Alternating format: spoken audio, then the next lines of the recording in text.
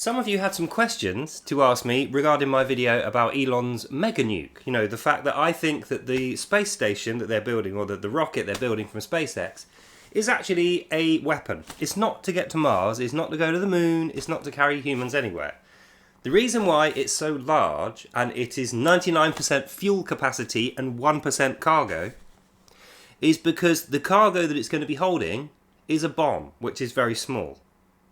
And the reason the rest of it is fuel is because it's going to be fired at a very high velocity, right? So it needs a lot of fuel to push it in that direction in the fastest possible speed so that it cannot be shot down. That's the basics of it. But a lot of people don't understand space technology, even at a basic level like me, and that's why they have these questions. So let's go through it. SpaceX can only launch from a single location. The single location they launch from is in America on the coast. It is near to New Mexico, right? So the Gulf of Mexico is like a cove of water where it's a very unlikely spot actually to have a rocket launch system. That's the only location they are able to launch any rockets from. So the first thing to consider is that location is on a spot on the globe that turns around. So that means for half of the year, or over half the year, the launch pad is facing away from Mars. So that's the first thing to consider. If you're a scientist and you're scratching your head to think, right, where would I build a launch pad? Where's the best spot to build a launch pad if I'm launching regular rockets to the moon or possibly to Mars? You wouldn't have it on this spot which is turning round when Mars is here, would you? You'd have it on the pole. Yeah, because the world spins, but the top and bottom are like this. They don't spin this way, right? They're like spinning like this, so they're always facing the same direction. So if you want to build a rocket launch pad, you want it away from people. You want it away from cities so that when the big explosion goes off and fires the rocket up, it doesn't damage buildings or people. You want it at a spot where there is extreme cold, large oxygen supplies which can get rid of the spare carbons to minimise the pollution. And you want somewhere where there is a lot of water there so that you can use it to put out the fire. Because when you launch a rocket, it sets fire to the whole area underneath it. It literally incinerates everything underneath it. And it takes millions of gallons of water to put that out. So if you want to build a rocket, especially one that you claim you're going to be regularly using to go to Mars or the moon or wherever, the last place you would want it is in America. That's just a fact. And the first place you'd want it is either on the North Pole or possibly the South Pole, depending on what you're going to use the rocket for. That would be what scientists would choose if they were actually going to regularly service rockets to the moon or to Mars. It would be on the North Pole. But it is not on the North Pole. Where is it? It's in the Gulf of Mexico. So you think, okay, if the rocket was for a different purpose, and I knew that the rocket pad in New Mexico was the one they purpose-built for it, what kind of rockets could that have been built for? If we know rockets to the moon and Mars would require the North Pole launch site, which doesn't exist, but the New Mexico site does exist and is costing several $100 million a year to service, why would we build that particular launch pad on that particular spot? Not to go to space because of the rotational problem. So that means we are going to be launching smaller rockets than we claim because it's New Mexico, it's near to population centres, it's right on the edge of America where there are buildings and people. So they have a maximum size of blast they can use, which means it cannot ever go to Mars or the moon, really. So we know it is an intercontinental ballistic missile, right? A conventional country-to-country missile, most likely which that was designed for. A very big one, a very advanced, powerful and quick one that may even go outside of Earth's atmosphere to low Earth orbit at supersonic speeds and come back down. But it is coming back down. And it's not coming back down at the launch pad, right? So the launch pad is not a re-entry landing pad. Right, so that's point two. Point 1 is, it's not to go to Mars or the moon, because otherwise it would have been on the North Pole. Point 2 is, it's a launch pad, but not a landing pad. So it is a one-way trip pad to fire rockets off to somewhere else. Not to come back and land, it's to fire them off to land somewhere else. And the type of rockets that they are using, as we have seen on the last 9 test flights, have all ended the same way. Rapid, unscheduled disassembly. What does rapid, unscheduled disassembly mean? It means we press a button and the thing blows up. Rapid, unscheduled delivery or destruction. So you press a button, it explodes. That's what they do with the rockets, right? So, point 1, it's not on the North Pole, it's in New Mexico. It's not where it needs to be to go to Mars, it's where it needs to be to go to another spot on Earth. Point 2, it is a one-way rocket. They don't intend to land on the spot where they launch from, right? So when the rocket is delivered, that's another cue we're going to get to. When the rocket delivers its cargo, its payload, to the place it goes to, then it is expected to explode. Rapid, unscheduled demolition, destruction. Point 3. Why would they not tell the truth about this? Why would they say, oh, we need all this money and we need all these resources and it's all about medical technologies in space and it's all about beating China to Mars, because that's really what we care about. Why would they say these things publicly if they knew full well that actually wasn't what they were planning? Well, cast your minds back to earlier videos I've done about my analyses and reading of a book called The Art of War, which is what we know how China and now Islamic countries, how they conduct operations of war against their enemies. And their enemies are Britain, Europe, America and Israel. So that's what they have been doing this whole time. And they've been very successful at that. I mean, we can see that. So our military leaders can see the success that those guys are getting through their strategic deployment of the art of war. They see that stuff being successful and they think we need to beat them at their own game. How do we beat China, who wrote the thing, and Islam, who are working in tandem with the commies and using the same stuff? You know, the Quran has the same doctrines. How do Western governments, the free world, the biggest and the most expensive country of which being America, with President Trump as its leader, how do they beat the commies and the Islamists at their own game? Well, they open the art of war and they study it as a military doctrine, which is what it is, even though no one ever recognises this, it's what it is, and they put that into practice. Point 1 of the art of war. Never reveal your intentions to your enemy. Never reveal your intentions to your enemy. Never approach from the front, always go in for the backstab. If they turn around and look at you, you say, hey, we're friends, buddy. Nothing to see here. Right, so that's what they do. You always make yourself look weak when you're actually very, very strong. You make yourself look completely all at sea and unprepared when you are about to strike. And if you are not prepared and you're unable to strike, you make yourself look very, very strong and scary at that point. So you do the opposite of what it looks like you're doing. That's the art of war. What are America doing now? They are claiming they are weak. They are claiming that China are very strong and that China are, doing all this mad medical science stuff in space and that they're so behind they definitely don't. Right, America say they don't have a base on the moon. They don't have any people up in space. They say the International Space Station is basically old and not really that useful anymore. It needs to be replaced. And they claim that their rocket is to go to Mars and it just isn't managing it. It's not good enough to get to Mars, can't even get to the moon. Right, so they're doing all the stuff that the art of war describes.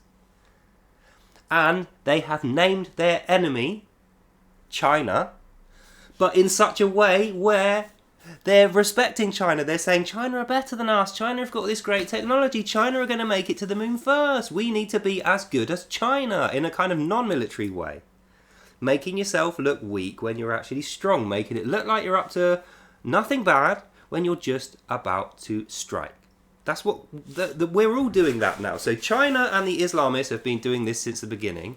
Now America and the West are doing that as well. And that's the reason why, remember that was the original question, that's the reason why they will never tell you that that's what SpaceX is for. Because guess what? As soon as they declare that SpaceX is building a weapon to attack China, China will expect it and they will attack. And the whole point is, the art of war is you don't have a face-to-face confrontation. You attack with a backstab, then nobody knows it was you. So you take your enemy's force intact. You take your enemy's country whole. You win hearts and minds so you don't have to slaughter all their people. You just get rid of the leaders and you just insert your leaders through politics. Sound familiar? That's exactly what's happening here in my country, in Britain. I mean, look at Keir Starmer. We are literally getting threatened. Today, Iran threatened Europe and Britain with missile attacks if we don't recognise Palestine via the 1967 borders. That was what they said. Iran physically contacted our government and European governments and said, we will hit you with missile strikes and terrorism and we will kill your people if you don't immediately recognise Palestinian state via 1967 military borders. Right? So it's a direct military threat. And who is responsible in Britain for dealing with this military threat? Shabana Mahmood is our Home Secretary. A flipping jihadi Muslim is our Home Secretary in charge of the law courts, the police and border security and the military. So that threat from Iran to us and me and you if you live in Britain, that we're going to be bombed and hit with missiles and killed if we don't recognise some terrorist ragtag state, that went to a Muslim who is our Home Secretary. So again, we see the art of war in progress. We now have a leader who is in charge of our border policy and our military and defending from threats of terrorism from abroad, like the one that Iran just did. What is our response as a nation? Silence. Shabana Mahmood says nothing. Who is the next person down in the most important, biggest city in the country? Sadiq Khan, the Mayor of London. What does he say about this? Sadiq Khan, another Muslim. Does he condemn Iran for threatening to kill our citizens and bomb us for no bloody reason? No, he doesn't say a word. And then you think, what has the Prime Minister got to say about this? Keir Starmer. Nothing. He's a Palestine supporter.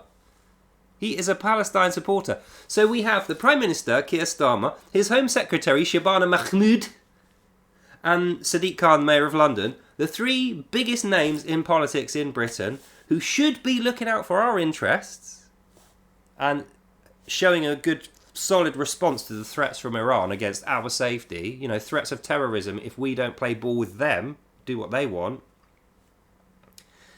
They haven't said a word. They literally haven't even validated that that happened. The news have said nothing about it. And that tells you all you need to know, the art of war. We are being dominated by spies, converted spies, which Islam and communism pay people like Keir Starmer, like Shabana Mahmood, like Sadiq Khan. These guys aren't in our corner. They're not patriots. They don't care about England, Britain, the flag, the Union Jack, St. George. They don't care about any of that.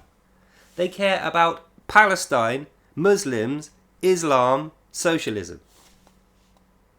Which is not what any of us voted for. We're in a liberal democracy here. We vote against socialism. We vote against communism. We vote against Islam.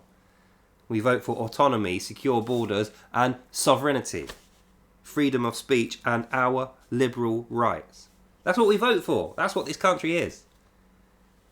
But we are led by Shabana Mahmood, Keir Starmer, Sadiq Khan, these kind of people. So, 14 minutes and 20 seconds. We're getting to the end of this video now. The summary is this. The reason why SpaceX will not tell you that they're developing a weapon that they're going to fire at China and Qatar is because if you knew, you would argue, you wouldn't want to pay for it, you would protest against it and you'd campaign against it, and the enemies who are going to get this weapon fired at them would change plans. And they would bury themselves underground, or they'd fire weapons at us, or they'd do something aggressive towards the West. So it would be detrimental for all of us if that were to happen. And The reason why there is no takey backsies from this, like there is no, oh, I'm really sorry, you know, let's be allies. America are not going to, that's not on the table.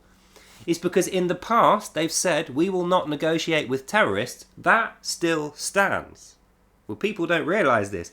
America does not negotiate with terrorists, but what they learnt from the art of war is that you can pretend to negotiate with your enemies, to draw them out of position, to buy yourself a little bit of time, to market your cause in a positive way to the people who are going to pay for you, to get you to the point where your enemy is in front of you facing the other way, so you can get the backstab in, which is the art of war. So that's what we're doing. That's what America and SpaceX are doing now to China and Qatar. It's what China and Qatar have been doing to us for the last 40, 50 years. We haven't noticed it. Finally, the powers that be, the deep state, you know, the American military industrial complex, have figured it out. And even though we don't like it because we're all brainwashed to be stupid liberal hippies and think war is totally bad, we should all be shaking hands and patting the heads of our enemies, they're just hungry. They definitely don't want to kill us. They definitely don't have racial ideologies. They're just, you know, unfortunates. No, this is complete nonsense. They are driven by a racist, hateful cult, an ideology of death and murder called Islam, or communism, which is the secular version, is the same thing but a secular version. Those are the enemies of America, Britain, Europe, freedom, Western liberal democracies, people like us. That's our enemies. And they have been using the art of war successfully for a long time and winning. So now, the deep state have realised we don't have time to convince all you peasants in the street that this is the correct course of action. Plus, we don't want to give the game away because we're getting very close to the backstab opportunity. So rather than say, let's have a big vote that's going to take 100 years and convince everyone in public that this is the thing to do, and in doing so, lose the opportunity for victory, we're going to play a big, expensive stage show to the people, including, let's go to Mars, let's have a space race, let's shake hands with terrorists. But that's all that is, that's a stage show, so that we don't lose sight of the goal, which is, this is a war. This is a fight to the death. West versus East, America, Britain, Europe versus Islam and communism. That's the bottom line. They can't admit it to you for the reasons we've gone through, and they won't. And if they did, you'd probably argue with it anyway because you don't have the facts ahead of you. And even if you did have the facts ahead of you, you probably wouldn't want to concede and admit to yourself that this horrible truth is the truth. But we know from reading the Quran, the Reliance of the Traveller, prophecies in the Bible back this up, and a modern logical look at geopolitics, history and current events will prove to you that this is the case. So, 18 minutes and 1 second. This is the conclusion of this video. We have been at war for many years and just not noticed it, with communists and with Islam. The main countries who are fighting us are China, Russia, Qatar, Iran, North Korea, and now India. India are new. We didn't used to have to fight India. Now they've joined. They call it CRINC. The CRINC countries. China, Russia, India, North Korea. You know, and China and Russia are very, very similar in their policies. So that's the nexus of evil, the enemies of our countries. And the reason they want to do things in the way that they do with the art of war is because they have no chance of victory otherwise. We've beaten them in 2 world wars. It's the same guys. 2 world wars, we had a proper full-on confrontation with soldiers on the ground, bombs and tanks. We conclusively beat them both times.